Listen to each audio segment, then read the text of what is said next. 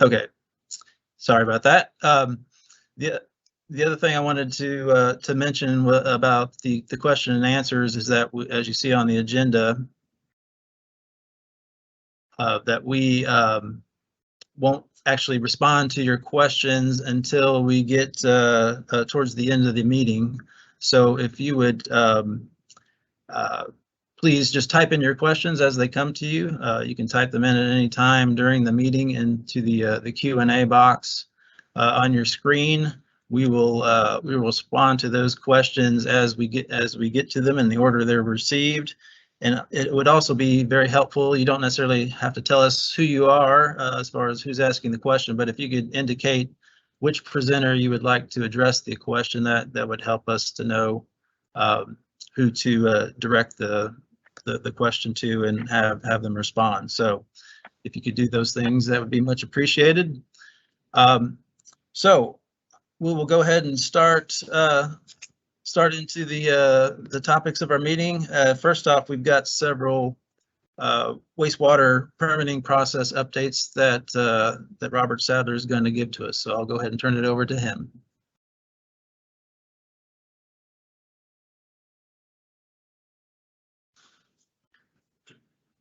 Hey, Greg. I think we started late.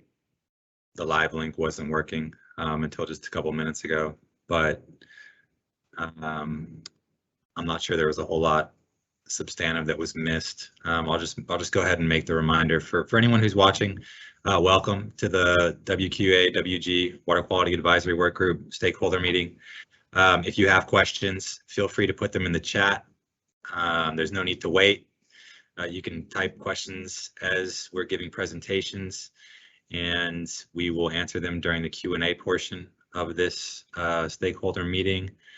I think there's also a registration link in the public chat. So please, if you see that, go enter in your information. Let us know you were here.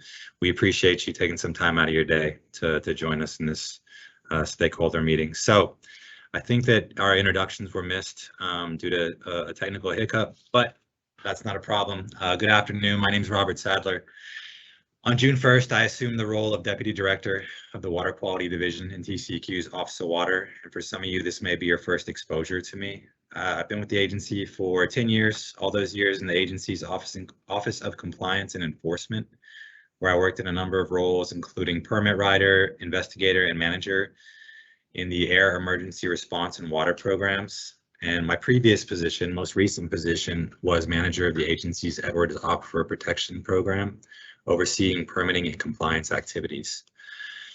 So it's been about 2 months since I took on this position. Still excited about joining the Water Quality Division and working together with very capable people who make up the division.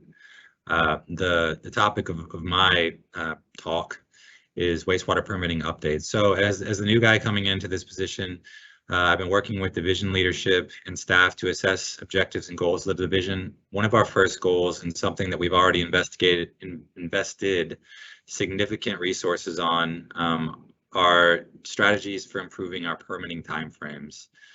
We're taking a step-by-step look at all division processes with the goal of making them more efficient. And the first step is when we receive an application. And so that's part of what I'll be discussing today. So electronic application submittal. In discussions with division staff, one of the suggestions that keeps coming up repeatedly is the need for electronic copies of applications. This is something other TCEQ permitting programs already require, including the program that I migrated from. The value of electronic applications was never more evident than when COVID abruptly caused a shift to telework for agency staff, but the value won't be diminished by the slow transition back to the office environment.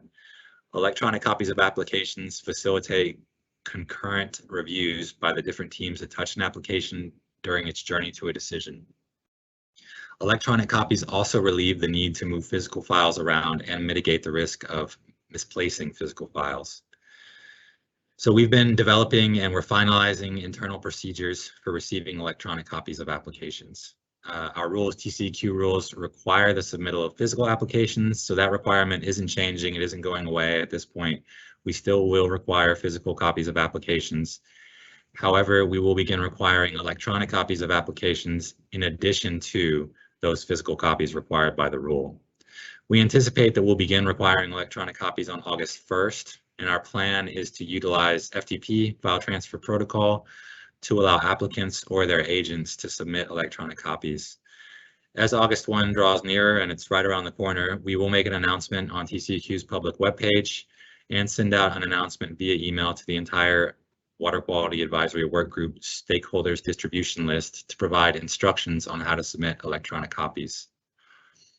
This is a policy that we're gonna hold firm to. We think it's gonna result in improvements in our permitting timeframes, and thus those improvements will benefit the regulated community as well.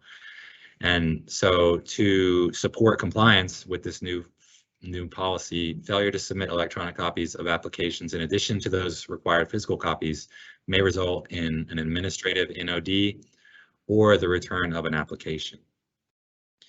So that's step one.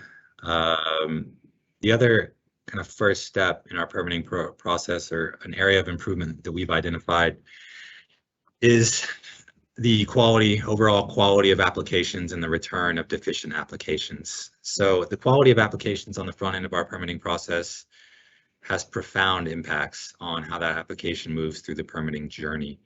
Applications that don't meet administrative or technical requirements result in administrative or technical NODs, or notices of deficiency. The preparation and tracking of these NODs requires significant staff hours and slows down overall review timeframes. A failure on the part of an applicant to respond to NODs in a timely manner, or the complete failure to respond to NODs at all, requires additional staff hours to reach out to applicants and officially document those correspondence attempts. So one of the things we've already begun doing is acting on permit applications when applicants are not responsive to administrative NODs. These applications have been and will continue to be returned at the end of the 30-day NOD response periods if responses have not been received. It's critical that applications are submitted in complete form. Submittal of incomplete or illegible applications negatively impacts our permitting timeframes, which negatively impacts all applicants. We're currently developing policy guidelines to facilitate the return of applications with significant deficiencies. And when I say significant deficiencies, I mean those that we receive where it's obvious that the 30 days allowed by an administrative NOD would not be enough time to resolve the number of deficiencies. So for those of you in the audience who prepare applications, I encourage diligence in ensuring applications are complete prior to submitting them to TCEQ. There's no amount of streamlining or efficiencies realized from process changes that we make that can fully overcome the impact of incomplete or inadequate applications on the front end. We need your assistance in submitting complete applications and responding timely to requests for additional information in order to provide the best service to you, the regulated community. So that concludes my update. I know it was short, but I hope this information has provided some insight into some of the ways we're working to improve the work that we do. We have other ideas and improvements we're developing, and we hope to discuss those in future meetings. I look forward to meeting some of you and working cooperatively in the weeks and months to come. I appreciate your time. Greg, back to you. All right. Thank you, Robert. Appreciate those updates. And next, we're going to go into several updates regarding permitting program specific updates. And we're going to start off with Laurie Fleet. Laurie.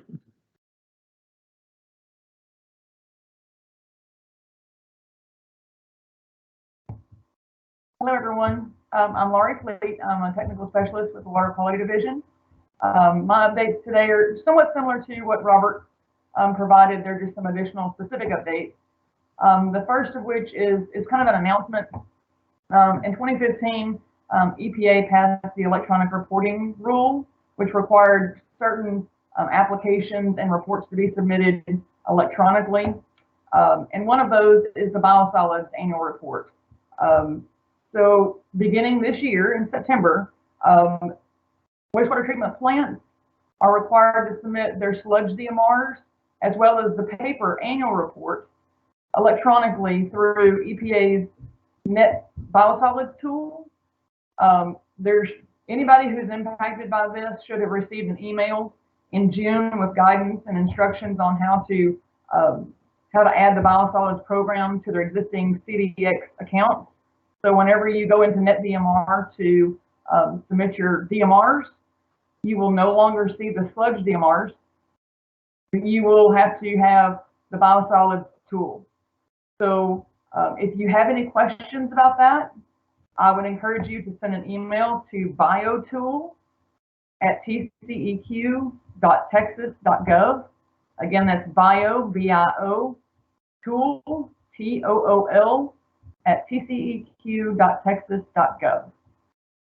And with that, I will move on to my next topic, which ties in a little bit to what Robert was talking about earlier about improving our permit processing timeframes.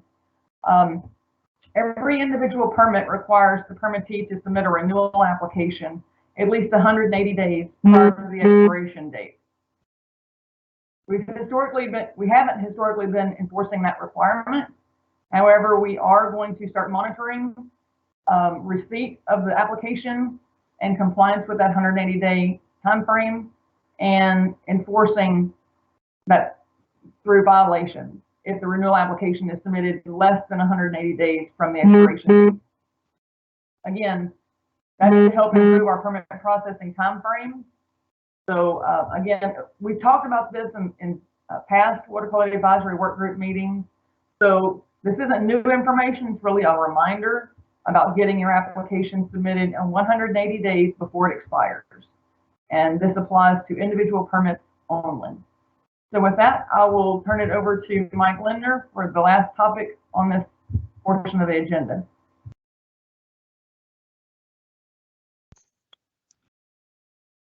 All right. Hello, everybody. And my name is Mike Lindner. I'm the team leader of industrial wastewater permits.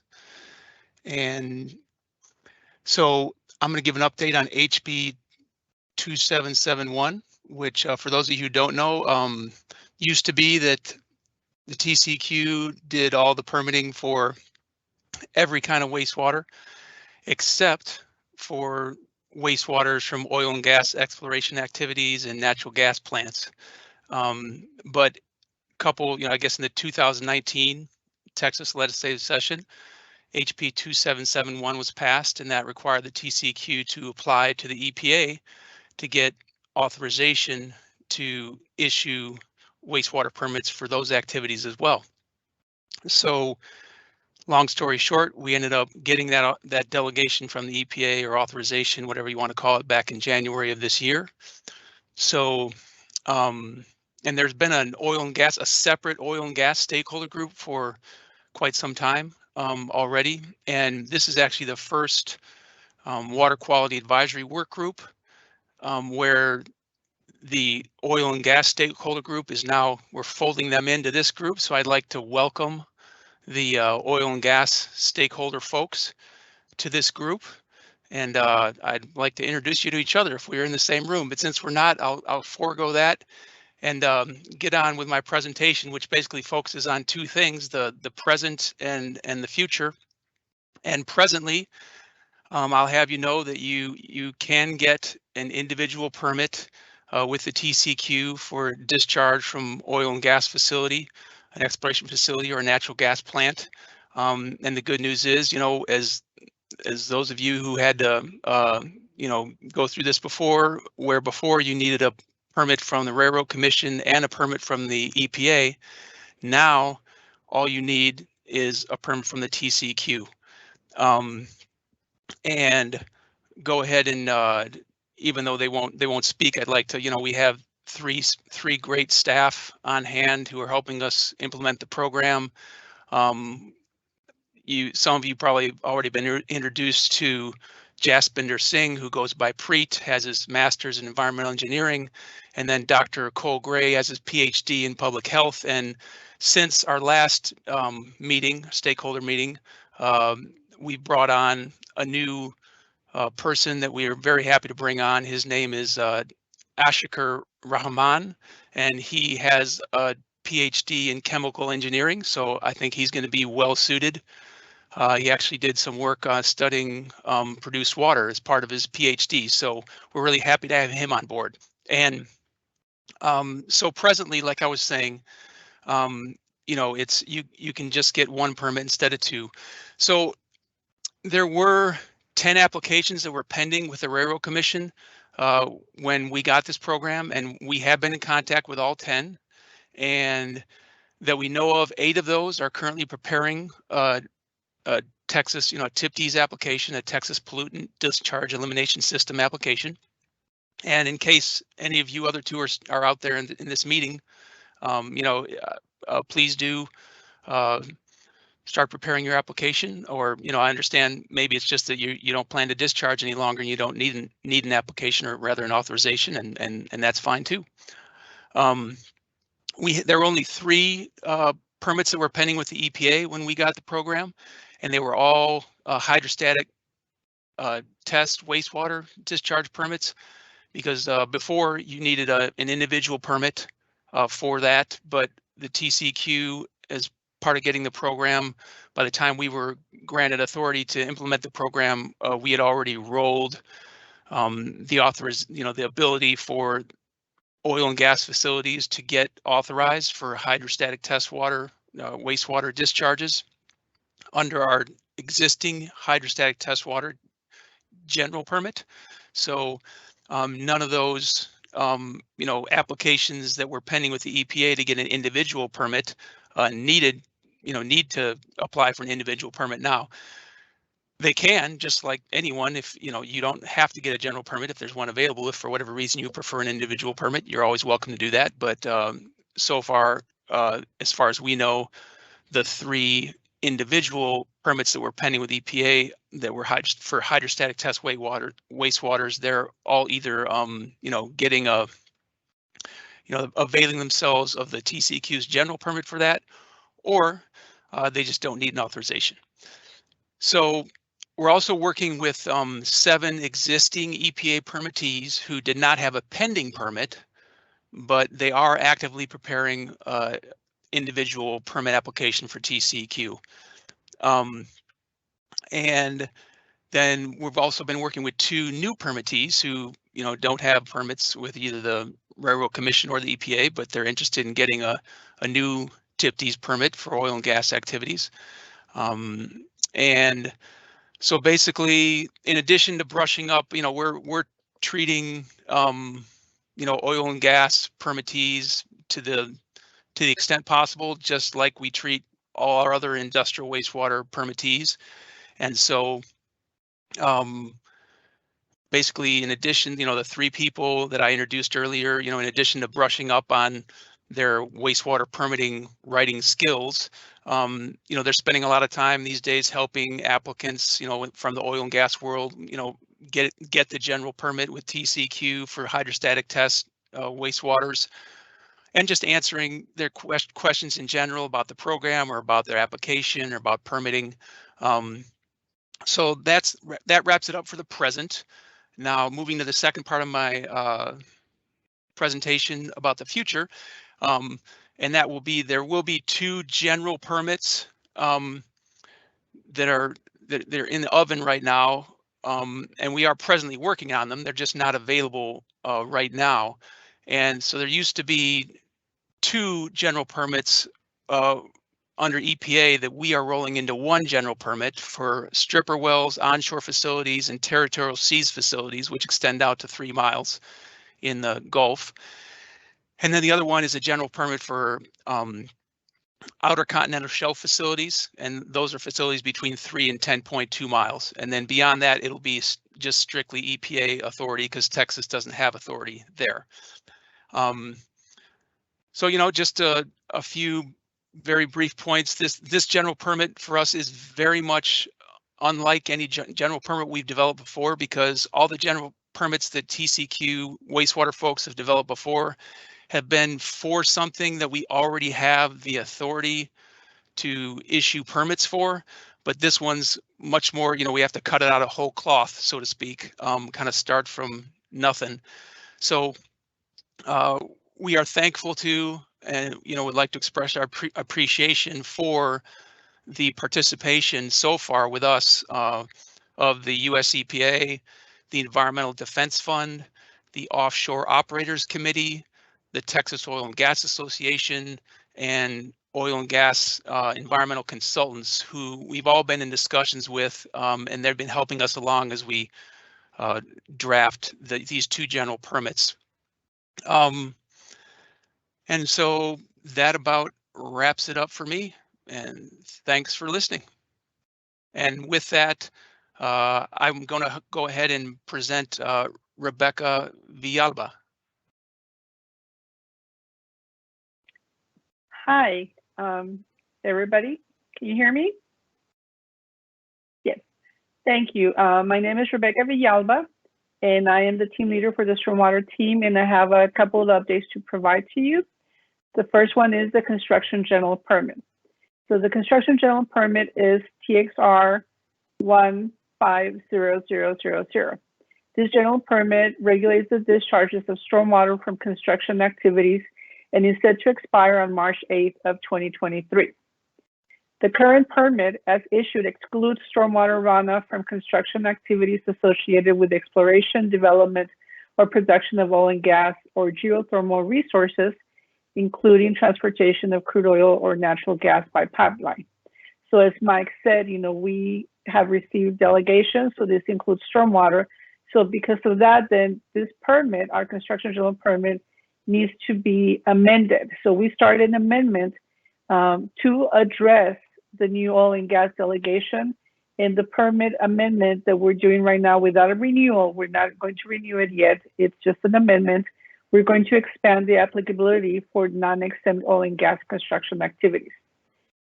So please note that this permit amendment is not going to have an impact on our existing Texas permittees that are regulated under our Texas issued construction general permit. The expiration date, as I said, is not going to change because it's just an amendment. So the expiration date of March 8th of 2023 will remain. Permittees that are currently regulated under our permit need to continue to operate under the terms and conditions of the permit that we issued in 2018. Existing oil and gas permittees, like I said, need to continue operating under our permit, as well as the existing permittees that are under EPA's permit for that Texas permit that is TXR 10 FS in Frank 000. Those permittees under EPA also need to continue operating under the permit conditions of EPA's permit that they have for us. So based on that, we are moving forward, and the amendment is going to, like I said, address now that non-exempt stormwater discharges from construction activities that are associated with oil and gas exploration, production, processing, or treatment operations or transmission facilities will now be covered under our general permit. And the other purpose of a permit amendment is to replace EPA's issued construction general permit that is set to expire February 16 of 2022. So this is the driver of why we are moving with the amendment now, because EPA's permit is going to expire this coming February, and then entities will not have a permit to get coverage under. So our goal is to get this permit issued prior to February 16th so that those entities that are regulated under the permit with EPA have a permit to apply under us. So right now, the process that we are in is that EPA has the draft general permit amendment. We initially sent it to them on April 15th of this year. They in turn gave us an interim objection on May 17. We addressed those objections, revised the permit and fact sheet, and sent it back to them on June 10th. We are currently awaiting their response. Initial feedback so far has been that we either are going to get an objections letter again or a comments letter. So we are waiting any time, either today or tomorrow, EPA's response so that we can move forward. So again, operators that are regulated by our permit right now, you do not need to do anything. You will continue until our permit gets renewed in March of 2023. But if you are a permittee that have an authorization or that has an authorization under EPA's permit, then as soon as our TGP is amended, you are required to apply, submit a new notice of intent to us, or a low erosivity waiver, depending on what's applicable. And right now we know that there are about 2,000 entities that are regulated under EPA. So we definitely are going to have an increase in our universe. And again, we'll keep you updated as when that happens. But as soon as that permit gets issued, entities need to apply so that there's no loss in coverage once EPA's permit expires on February 16th. Okay, I'll move on to the next item. This is an update on the multi-sector general permit. That permit number is TXR 050,000. So this statewide general permit regulates stormwater discharges from industrial facilities that are grouped into 30 sectors. So this permit is set to expire in less than a month on August 14, and we started the renewal process a couple of years ago. So since the last meeting, the recent update is that we are pleased to say that we've finally made it to Commissioner's agenda. Last week on July 14, we went to Commissioner's agenda and presented our final permit to them. Commission approved the renewal of the MSGP. We're waiting for it to be signed, but it will be issued with an effective date of August 14. So we are good to go. We're going to have a permit issued by August 14. So everybody now that currently has an existing authorization will need to apply for a renewal of their MSGP authorization. So there's going to be 90 days for a renewal grace period or period for entities to apply for a renewal. So please note, I cannot stress this enough. Please note that do not apply now. Right now, the renewal application is not available on e-permits. So if you go there, people are trying to attempt to apply by selecting a new NOI. That's causing problems because then you have to in turn turn around and terminate that and then get a refund. And so it's just a lot of work from both ends. So please do not apply for a renewal application until after August 14. At that point, then the renewal application, the renewal NOI, and the renewal no exposure certification are going to be available under e-permits or steers for you to apply. So please make sure that you're aware of that. The the date of renewal, the 90-day period, is going to end on November 12th. So you will have from August 14 to November 12th to submit your renewal authorization. This time around for this permit cycle, we are requiring 100% electronic applications. So everybody needs to apply using steers and e-permits. Unless you are requesting and can obtain a waiver for electronic reporting because either you don't have computer access, you don't have internet access, or you need training. If you need training, we are going to allow a waiver for 1 year for small business local government assistance. Will help you understand how to apply online, and so that waiver will only be eligible for 1 year. So please note that you must apply electronically unless you obtain a waiver from electronic reporting.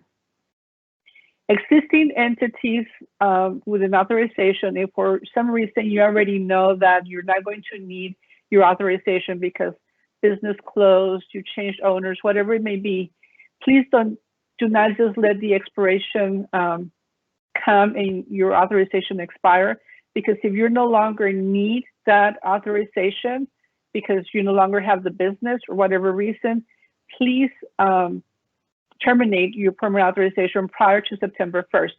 Anybody that has an active authorization as of September 1st is going to be assessed the annual water quality fee for FY 2022. So if you no longer need permit coverage, please terminate prior to September 1st so that you are not assessed that water quality annual fee. Regarding the notification of renewal, we have created postcards just like we did the last permit cycle. We are going to be mailing postcards to everybody that has an existing active MSGP authorization.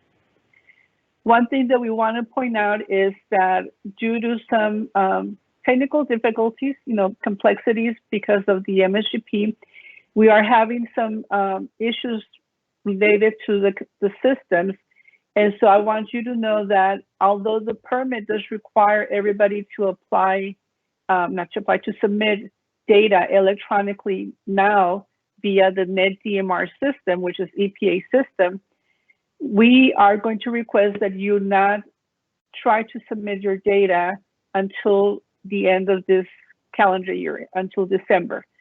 So when you apply for an authorization, the cover letter that's going to be issued to you along with your certificate is going to have a sentence addressing that right now, do not try to submit your data, your benchmarks or your effluent limits or or hazardous metals through NetDMR until December of this year. So for now, I know that you might want to be eager and want to do that. Please do not do that until after we let you know in this letter when we're going to be ready with the system to accept that. That is not going to affect e-permits. That is something different. It's just for the NetDMR. So if you have any questions, please ask us. We'll be happy to answer them. And again, thank you for understanding, and we'll work through this process. Now moving on to the MSGP regarding oil and gas, we're going to have to do an amendment to the MSGP later on to address the oil and gas recent delegation as well for that permit. So we will keep you updated on the amendment when we start that later on our next fiscal year. Thank you. Laurie.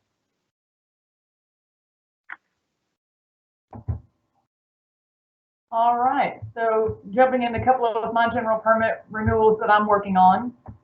We're currently in the process of renewing the concrete batch general permit. That's permit number TXG 110000. It authorizes the discharge of facility wastewater and stormwater associated with industrial activities into or adjacent to water in the state from ready-mix concrete plants, concrete production plants, and their associated facilities. Those are specifically SIC codes 3271, 3272, and 3273. The current permit expires on November 7th of this year. The current status of this project renewal is that the comment period closed on July 12th. So last Monday, comment period closed. We did not receive any public comments on that general permit.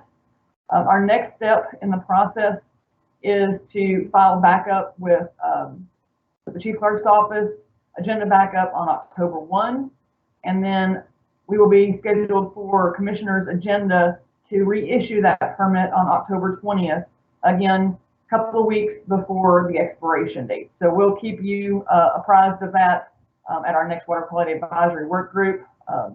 So that's where that one is. And then my next one, we're also in the process of renewing and amending the pesticide general permit, which is TXG 870000.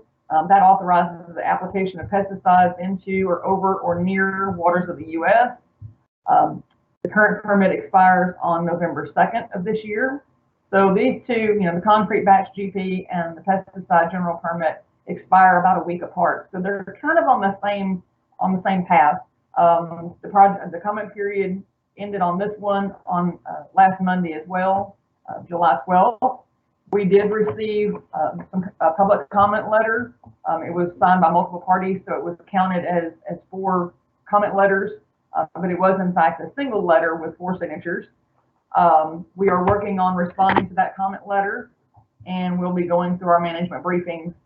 And then again, because it's right there with the concrete batch general permit, our next steps will be to file agenda backup on October 1st, and then we will go to the Commissioner's agenda for reissuance on October 20th.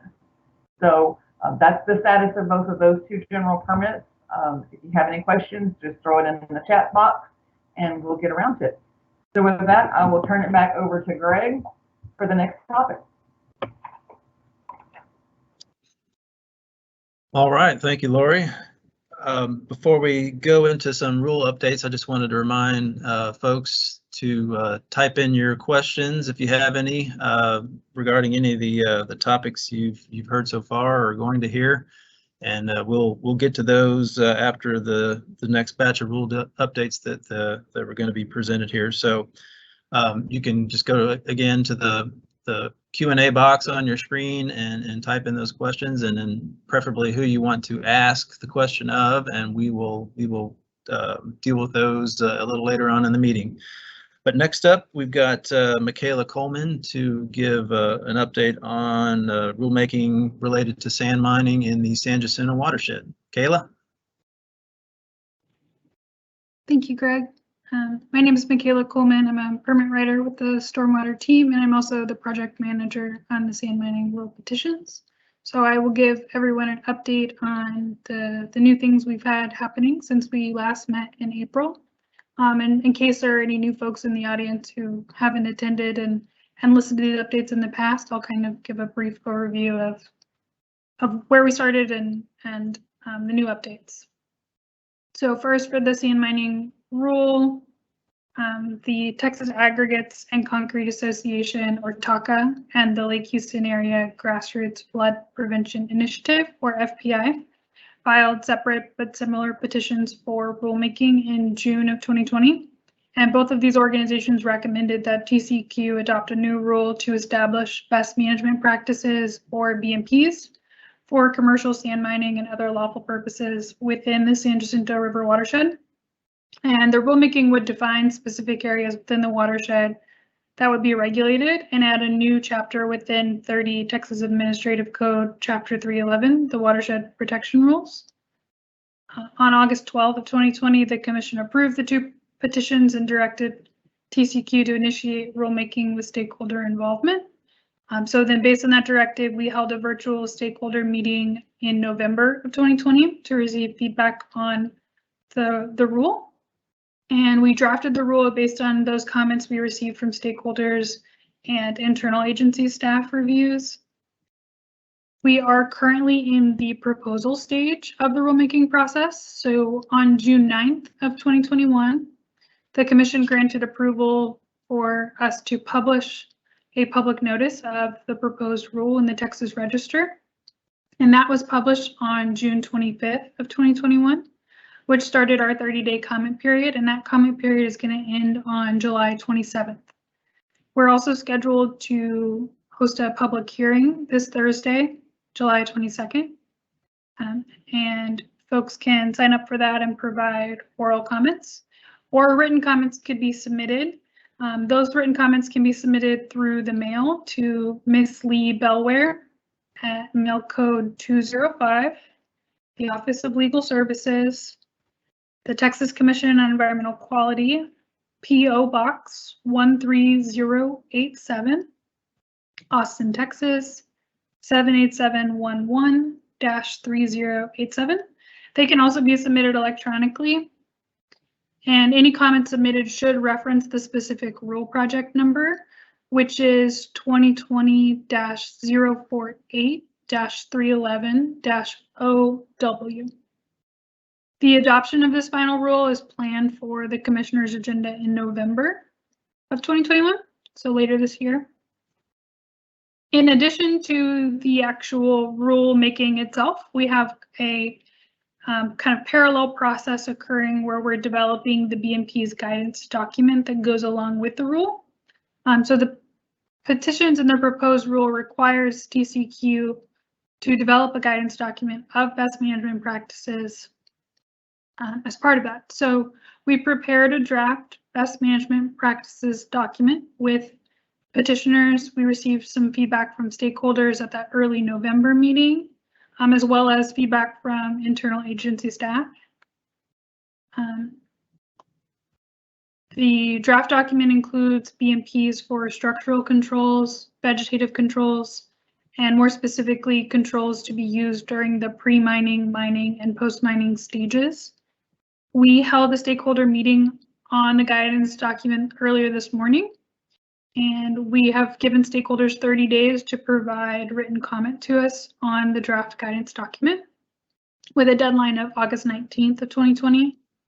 Written comments on that draft guidance document can be submitted via email to me, and that would be my TCEQ email address, michaela.coleman@tceq.texas.gov. And where possible, please include in the email subject line BMP's guidance document. And we anticipate publishing this final guidance document concurrently with the effective date of the rule in November later this year. For more information about the stakeholder meeting or the rulemaking petitions, you can visit our rulemaking webpage, which is at the TCEQ webpage /permitting/stormwater/sand mining rulemaking. And that concludes all my updates on the sand mining rule. Thank you. I'll turn it over to Laurie.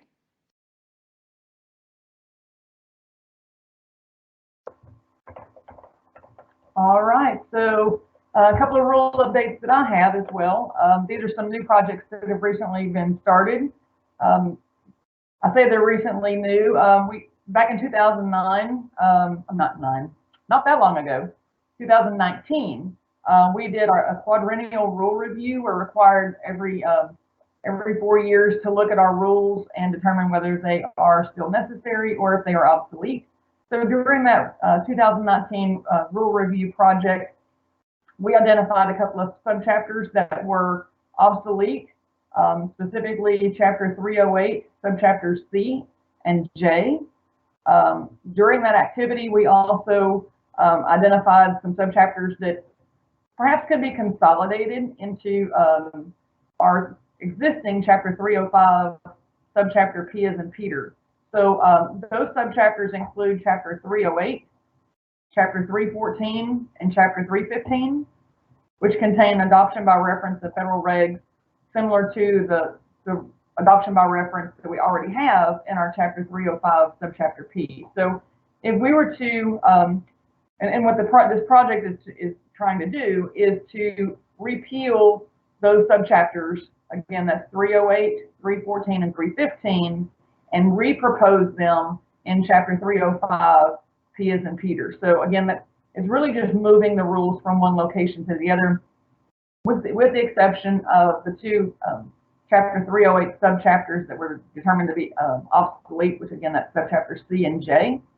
And then lastly, during this practice, this exercise, we identified a federal regulation related to cooling water intake structures at oil and gas facilities that was not previously adopted in TCEQ rules. That's because we didn't have delegation at that time. Specifically, this is referring to 40 CFR Part 125, Subpart N. And so we are proposing to adopt this additional federal regulation by reference in the 305 subchapter P. So the status of that project is that we're currently, we've drafted the rule and it is being reviewed and approved by our division and office management. And our next step in the process is to file agenda backup on September 3rd, and proposal agenda will be held on September 22nd.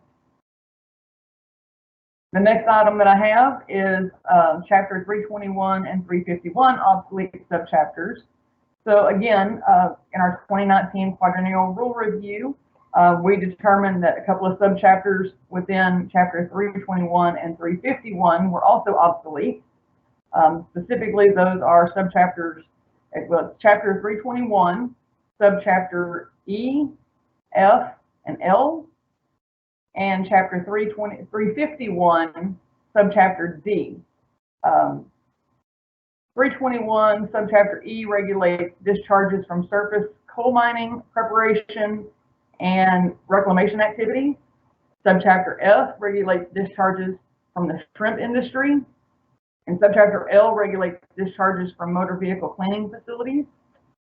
These subchapters are obsolete because the memorandum of agreement between TCEQ and EPA states that TCEQ is not allowed to issue authorizations under these subchapters because they don't have all the necessary public notice requirements required in the federal regs.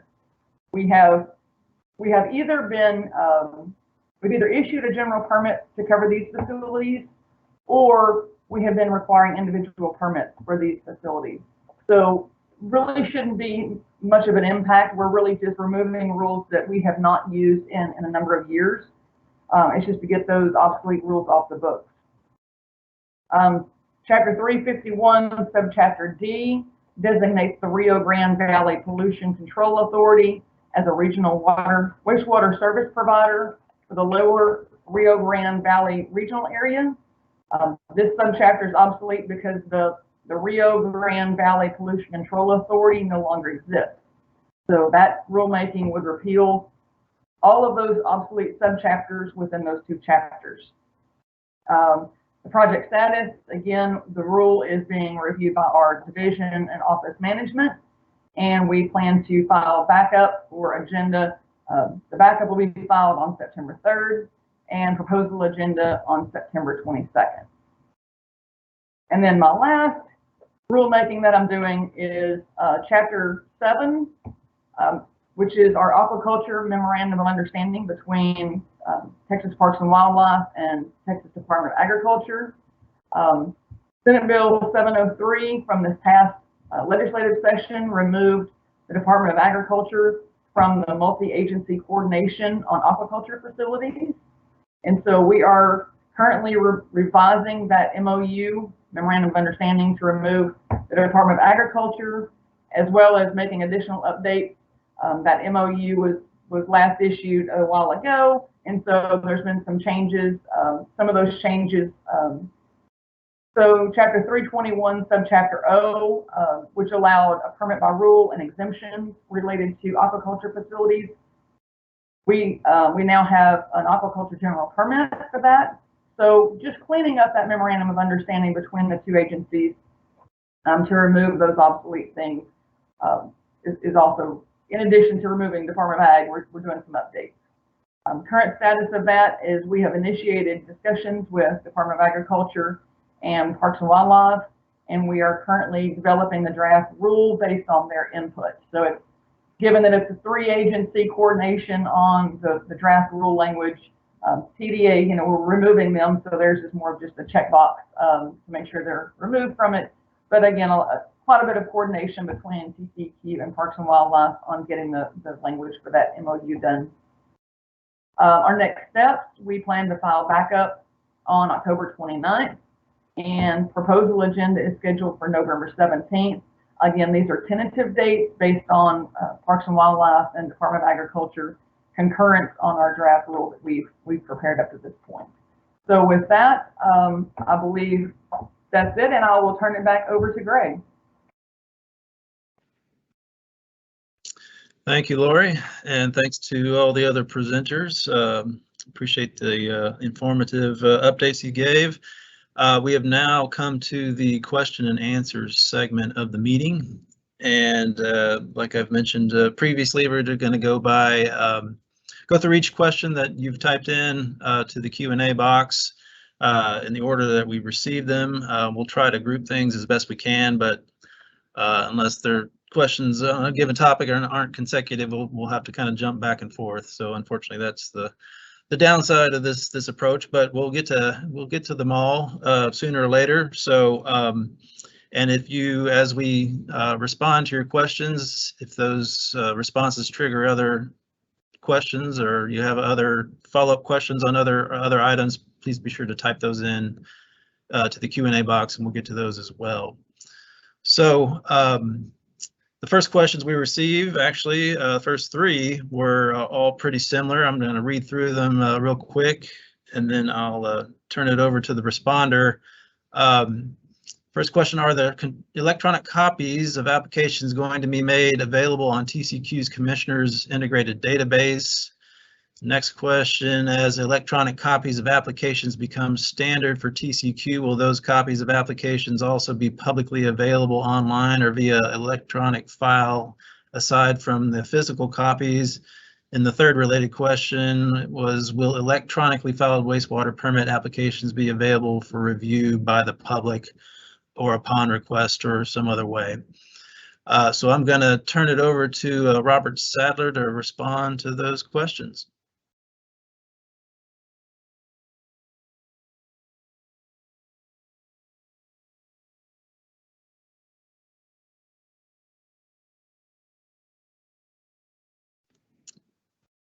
Good to go? Robert? Okay, thank you. Yep. Hey, good So- afternoon again. Good questions. The short answer is no. There are no short-term plans to make electronic copies of applications available online, whether that's CID or otherwise publicly available. But we certainly see the value in doing that. As I mentioned, the program I previously migrated from did that to facilitate public participation. I think waste may have rules or policies that require applicants to post electronic copies of applications online for public viewing. We don't have rules like that yet. There are still statutes in place that require newspaper notice and making wastewater applications available in a publicly accessible space. So again, the short answer is no, although that is a long-term plan. There are just discussions about how those would be shared, storage requirements. These applications are not small, how long they would be online, things like that would have to be discussed. So again, good questions. No short-term plans to do it, but it is on our long-term sort of wish list. Thanks. All right, thank you, Robert. Appreciate that. Our next question is for Mike Lindner, and it reads, can you share the regulatory citation which requires spills of treated or untreated produced water from ONG EMP activities to waters in the state that was mentioned in the last HB 2771 meeting? So Mike, if you could respond to that, please. Sure. Am I good to go? All right, thank you. Yeah, so I'll have to look at specifically what you're referring to.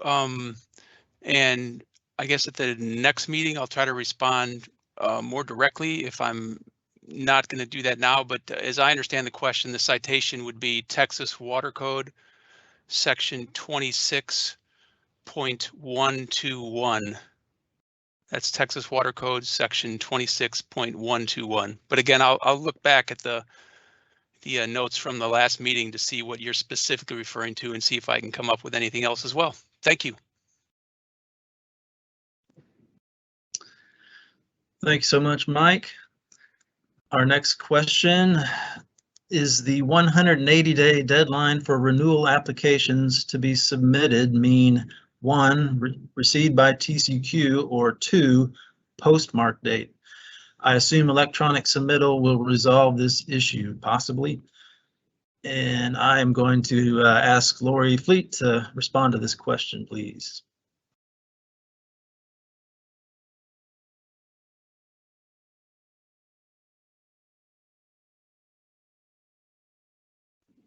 Laurie, I think you're on mute. Yes, I was. I'm so sorry. The answer is that the 180-day renewal will be based on the receive date by TCEQ, not the postmark date. And again, the electronic submittal will help resolve some of that discrepancy, but it is that when it's received by TCEQ. So you need to account for time in the mail, from the time that you mail it until the time that it is received by TCEQ. And that's consistent with how our compliance and enforcement folks have done on various compliance reports as well. It is received by TCEQ. And there's a follow-up question right after that, Greg, so if you don't mind, I'll just read it and keep rocking on.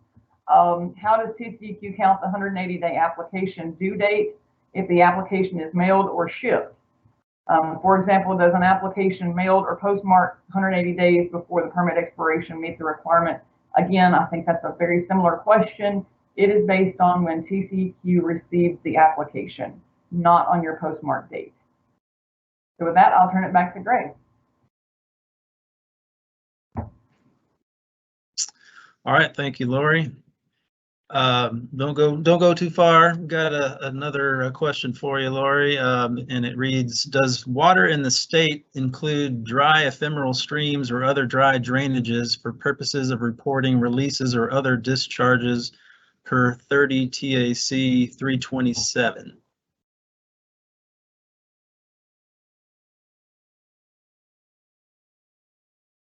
All right. The answer to that is water in the state is different from water of the U.S. And Greg, you may have to jump in here and correct me. You know, I don't want to get too far off base on this water in the state versus water of the U.S. But water in the state is much more encompassing than water of the U.S. And so it does include those dry ephemeral streams. It is not related to strictly navigable waters. It is both navigable and non-navigable waters, including swales, dry creeks, that sort of thing that are located within the state of Texas. So I would encourage you to read the definition for water in the state. I believe it's in the Texas Water Code. Again, it's pretty encompassing, more so than just the water of the U.S. Back to you, Greg. Thank you, Laurie, and I would definitely concur with your response there. Water in the state definition is very broad and inclusive, and would certainly include those dry ephemeral streams or drainages as well. All right, our next question is for Mike Lindner. Do you have a ballpark idea of when the 2 produced water general permits might be finalized or at least public noticed? So Mike. Yes, thanks for the question. And, you know, my best educated guess would be that hopefully at the latest by the end of this calendar year, we would have proposed both permits at agenda to the commissioners. But you know, like I mentioned before, you know, this is a first time general permit for TCEQ. And also I was remiss because when I introduced staff, I was talking about individual permits. And then when I got talking on the general permits, I didn't introduce the guy who many of you already know because he was my boss for many years, the section manager of the wastewater permitting section, Chris Linendahl.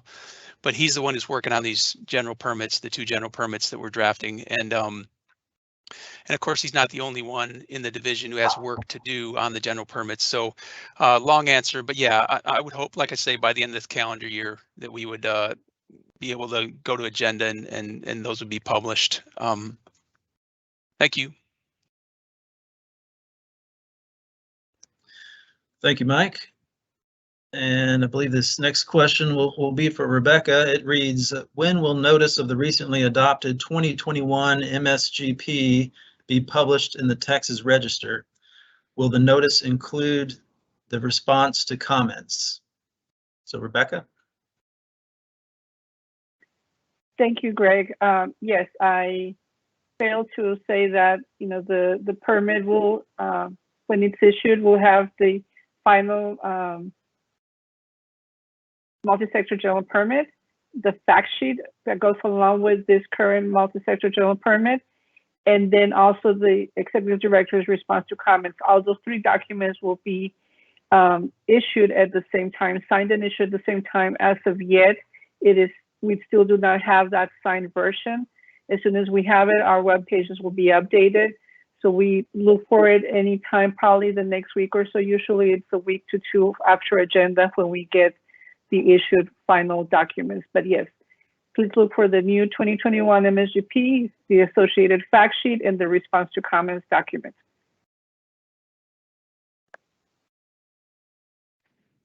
Thank you, Rebecca. And got another oil and gas question for Mike. Can an O&G facility wanting to discharge produced water that is located east of the 98th meridian apply for an individual permit? Take it away, Mike. All righty.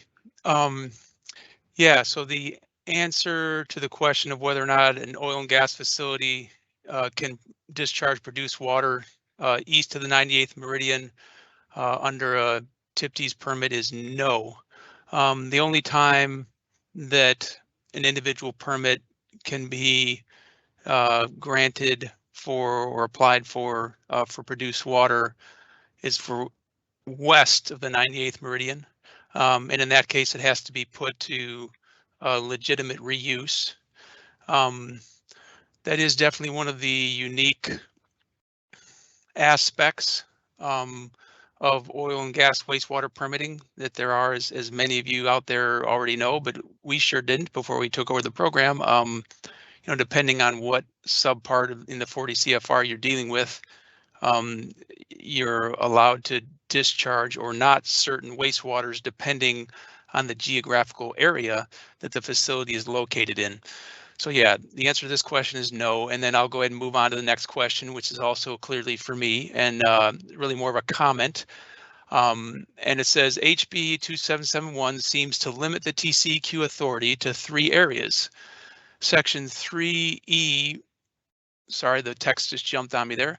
Section 3E requires TCEQ not later than September 1st, 2021 to submit to the EPA for approval a request to supplement or amend the Texas Pollutant Discharge Elimination System program to include delegation of NPDES permit authority for discharges of produced water, hydrostatic test water, and gas plant effluent.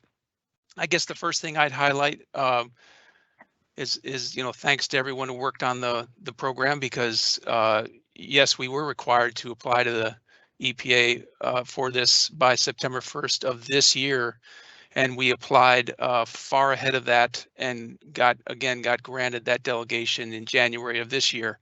And I guess what the question, the question I think that's implied by this statement seems to be that our authority might be only to authorize discharges of produced water, hydrostatic test water, and gas plant effluent, not other wastewaters that are created by oil and gas facilities or gas plants. And I see what you're saying. I see how it may seem that way. When the term produced water was finally defined in the statute, however, it was all-encompassing and comprehensive and did include not only what the industry strictly calls produced water, but also any other type of wastewater that is produced by an oil and gas facility of the type that, you know, maybe TCEQ would more normally permit, or just any other type of wastewater. So yeah, I get what you're saying, but it's we're not just limited to those 3. We're authorizing discharges of any type of wastewater coming from oil and gas facilities. Thank you. Thank you, Mike. Actually, the next question I think kind of zeroes in on what the individual maybe was getting at, and it asks, how does construction permitting fit into one of the 3 listed in HB 2771? So I think that means, where does it fit into either discharges of produced water, hydrostatic test water, or gas plant effluent, perhaps?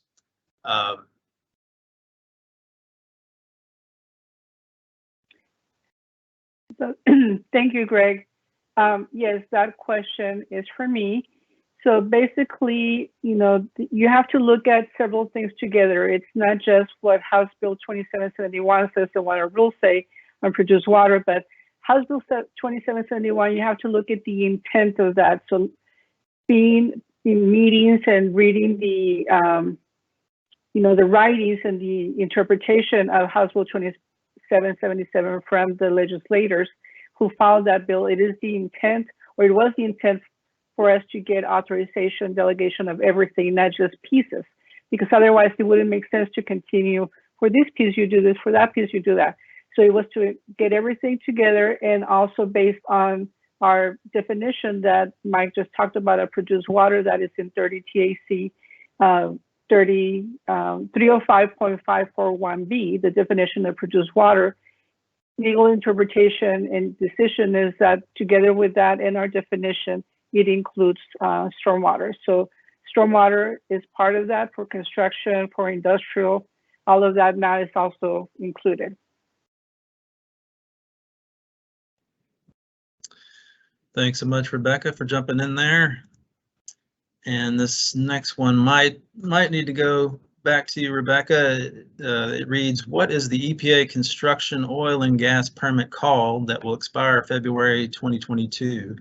And is it publicly available to see who the approximately 2,000 entities are that are operating under this permit?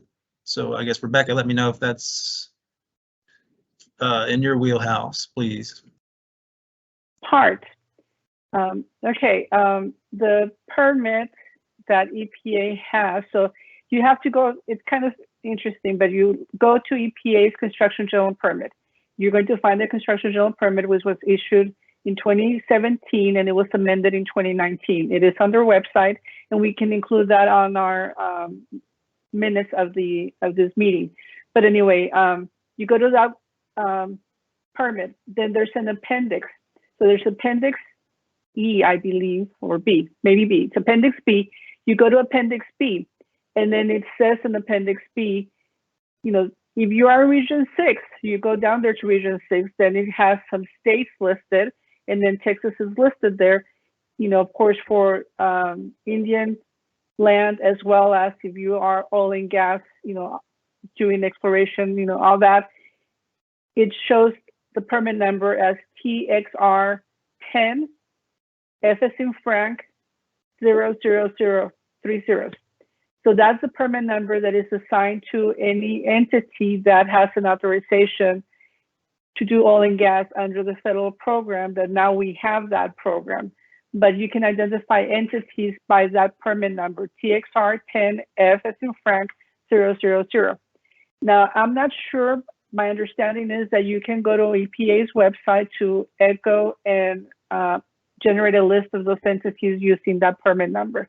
But if you cannot do that, I haven't been able, I mean, I haven't personally tried to do that. I just got the list from EPA, but I understand that it is publicly available and that you could do that search. If you are having issues with that, I do recommend that, you know, you send me an email or also contact Susana Perea at EPA Region 6. She is the construction lead for the Region 6 program, and she can definitely help you identify that. Thank you, Rebecca. Don't go far. I think the next one is yours as well. And it asks, when will TCEQ go over the new changes to the TXR 15 permit where questions can be submitted and respond to the new regulations? So that is a good question. Right now, we do not have anything planned. Normally, we would have done this through our water quality seminar, now called the Autumn Environmental Conference and Expo. So depending on how the pandemic situation goes, if we're still going to have that, then that will be the next event that we would provide information on this. But right now, we don't have any plans for a seminar or a question and answer, but we'll keep that in mind. In the meantime, the next time that we meet, I guess, is in October, will be an opportunity to also bring up questions. But at any time, feel free to send us an email. We have 2 email boxes. One is swpermit@tcq.texas.gov, and the other one is swgp@tcq.texas.gov. You can send emails. The SW permit is a technical email box that you can send us questions to. No, the opposite, sorry, is the one that is for the NOIs. So how to apply, if you have questions on the permits and all that. But technical questions on the MSGP go to the SW permit mailbox. Thanks so much, Rebecca. Got another one for you as well. Once the MSGP is signed, how soon will it be posted to the TCEQ website? It will be posted on the commissioner's website as soon as it gets signed and issued, but maybe Laurie can explain that a little bit better. But from my understanding, I normally will get an email and then we will post it as soon as we receive that, but it might be, like I said, maybe another week or so before we get that.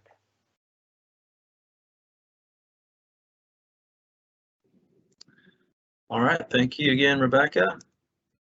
I think one more here, perhaps. It asks, are you considering how long will the ONG amendment to the MSGP might affect any MS4 permit holders regarding their oversight? Yes, that is something that, we are going to consider. We have not begun work on the MSGP amendment. but that is something that we are aware of, and we are going to be looking into that and see how that affects, because we know that this delegation is affecting all of our permits. All right, thank you, Rebecca.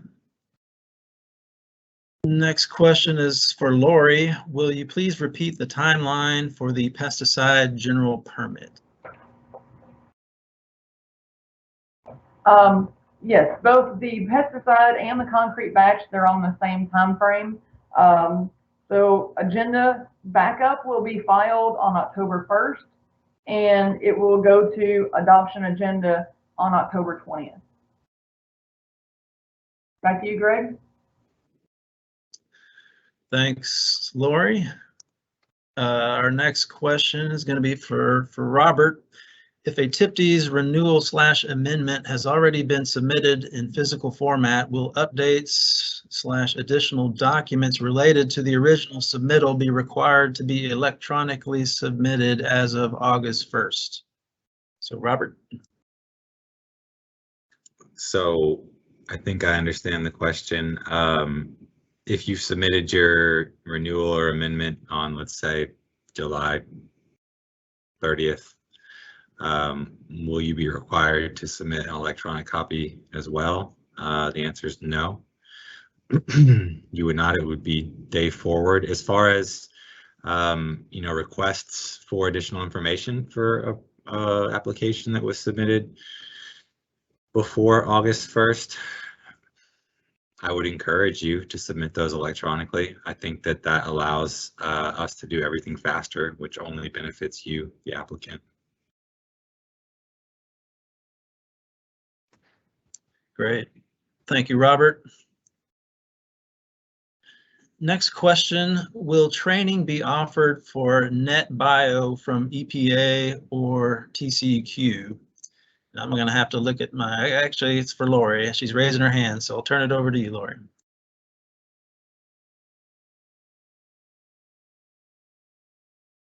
There is training offered through EPA. They have some training videos on both CDX and NetVMR, as well as the new Net Biosolids tool. If you are not familiar with CDX and can't find those modules, you can always send an email to that bio tool at tceq.texas.gov. Again, any questions that you have about the new biosolids annual reporting electronically, you can submit those to biotool at tceq.texas.gov. Back to you, Greg. Appreciate it, Laurie. The next question looks like it's going to be for Robert. With the submittal of electronic permit applications, would that reduce the number of hard copies that would need to be submitted? So Robert? Another good question. Not immediately. I think earlier when I was talking, I said that the number of physical copies are required by rule. I think I misspoke, and that they're actually required in our application form. So assuming that that's true, that's certainly a change that we can discuss internally. So I will keep that in my memory bank, have those internal discussions, and talk about how a reduction in physical copies of the application would affect our permitting process. And if it would not have a net negative impact, then yeah, we can talk about doing that. We certainly see the value in reducing paper as an environmental agency. So thanks for that suggestion. Thank you, Robert. Our next question reads, are all fact sheets posted online for the MSGP, the final draft? So I'm assuming that's going to go to Rebecca. Hi, yes, the MSGP fact sheets are going to be posted on our stormwater website for sure. And we have a main stormwater webpage, and then that has the link to the specific industrial webpage. And that is, right now, the fact sheet that is there is the one that was sent to commission, or it was in draft, actually, it's the one that's in draft. So wait until we get the permit issued and signed and effective, and we will go ahead and post that there on our website. So that's under the stormwater webpage. Thanks so much, Rebecca. And it looks like we've got one more question in the queue here. So before I read it, if any of you have any last questions to ask us, please type those in as quickly as you can. We appreciate that. So this question reads, do you mind repeating when the MSGP will be posted in the register? So that will go to Rebecca. Okay, again, thank you for your question. It's probably, we still have like a week before it gets signed and we get the final copy. The permit itself is not going to be published in the text register. What gets published in the text register is going to be the notice and the response to comments. That's what's going to be posted on the under text register. But on our website, we're going to post all 3 documents as soon as we have them available.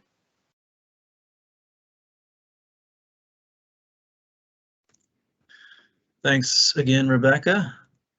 And I am seeing no other questions in our Q&A box, so we will move to our announcement section of the meeting. And really, there's not much to say there other than just to let y'all know about the scheduled date for our next quarterly meeting, which is going to be on Tuesday, October 19th, 2021. As we get closer to that date, we'll be sure to send out details on how that meeting is going to be held and provide a preliminary agenda and all the normal stuff that we usually send out in advance of these meetings. So please stay tuned for that. Again, that's going to be on Tuesday, October 19th of this year. And that's really all the announcements. Although actually I'm seeing one last minute question in here and asking for any updates on the water quality standards, and not being the division that actually is in charge of revising the standards. I'll just go ahead and speak about what little I know about that, and that I believe it's on hold for the time being. Not exactly sure when it'll get back into gear and moving along the path of this current triennial revision that they'll be undertaking, but I believe it's on hold for right now, and unfortunately that's probably as much detail as I can provide to answer that question for now. But I know the person asking the questions, so you can certainly follow up more with me later if you'd like to. But I believe that is it for the questions and for the announcements. So I just want to say thank you to everyone for participating in the meeting, for all the great questions. And we look forward to seeing you next time in October when we do this again. And again, thanks for being with us and hope you all have a great rest of the day. Take care, everybody.